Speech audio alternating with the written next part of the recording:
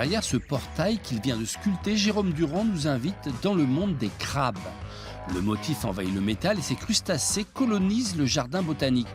Ces œuvres s'installent au détour d'un sentier ou dans le lit d'une rivière. Souvent de grande dimension, elles sont travaillées jusqu'au détail. Quand on regarde la gamme colorée, on a des verts, des jaunes, on a des bleus qui sont parfois puissants suivant la lumière, des noirs, des bruns, et on a toute une harmonie comme ça, chromatique, qui est vraiment intéressante, quoi. C'est de crabe en crabe que l'on déambule dans ce jardin. Le sculpteur les place, les intègre, les abrite dans le paysage. Ici, il fait d'un petit massif de palmiers l'ultime demeure d'un crabe géant du Kamchatka.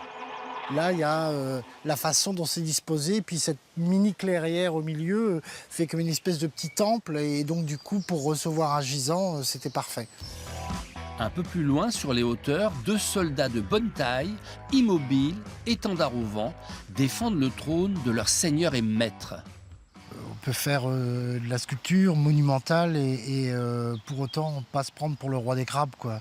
Donc ouais, il y a toujours un pas en arrière quand même, avec la possibilité d'avoir une lecture un peu plus décalée et avec un minimum d'humour, j'espère, ouais. Ce tourteau géant nous fait signe sur le chemin du retour. Le plus grand crabe de l'exposition, pince dressée, se hisse à plus de 4 mètres de hauteur.